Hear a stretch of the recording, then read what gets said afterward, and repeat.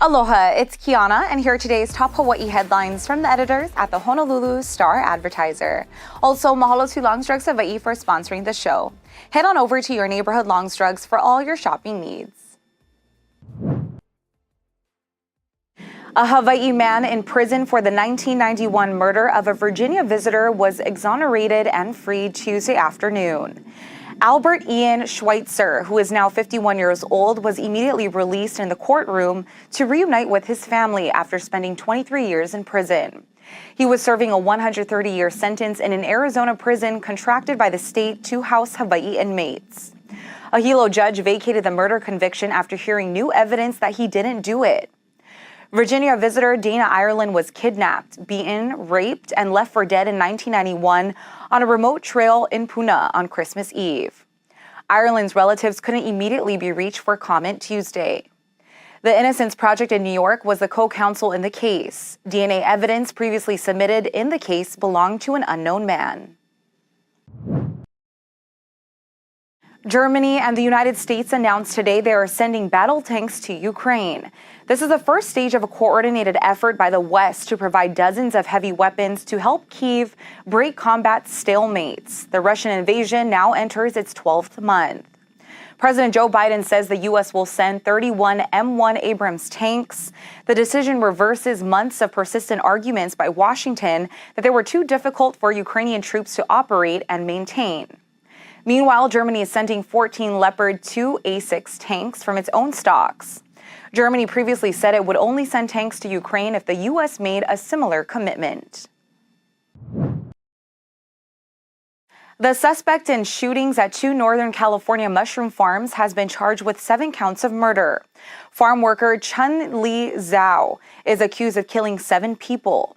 Prosecutors filed the charges today ahead of his first court appearance. It is not clear whether Zhao has an attorney to speak for him. Authorities say he killed 4 people at a mushroom farm in Half Moon Bay where he worked. He also killed 3 more at a nearby farm where he used to work. He could possibly face the death penalty or life in prison without parole. 6 of the victims have been identified by the coroner's office. The sheriff's office called it workplace violence without revealing a motive. 3 people suffered injuries Tuesday afternoon in 2 separate crashes on Oahu. 2 teenage boys on a moped were injured after they crashed into another vehicle in the Halawa area. Police say they ignored a red traffic light and broadsided a 2011 Mazda sedan at the intersection of Kamehameha Highway and Salt Lake Boulevard. The teens were thrown onto the roadway, but the Mazda driver was not injured. Police say speed, alcohol, and drugs were not factors. The teens were not wearing helmets at the time of the crash. Later in the afternoon, a 43-year-old woman was critically injured after her car veered off Farrington Highway and into a ditch near Camp Erdman. Her vehicle caught fire and passing motorists helped get the woman out of her car before it was engulfed in flames. She suffered serious injuries to her head and burns to her lower body. Police say speed was not a factor in the crash, but did not yet know whether drugs or alcohol were factors.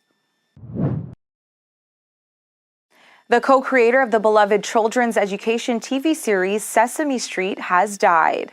Lloyd Morissette was 93. His death was announced Monday by Sesame Workshop. That's a nonprofit he helped establish under the name the Children's Television Workshop. His cause of death was not given. Morissette and Joan Gans Cooney worked with a Harvard University developmental psychologist to build the show's unique approach to teaching. Sesame Street now reaches 120 million children. Legendary puppeteer Jim Henson supplied the critters. For more on these stories and all the latest headlines, subscribe to the Honolulu Star-Advertiser. Visit Hawaii's top source for breaking news online at staradvertiser.com and download the Star-Advertiser mobile app. Mahalo, have a great day, and we'll see you back here tomorrow.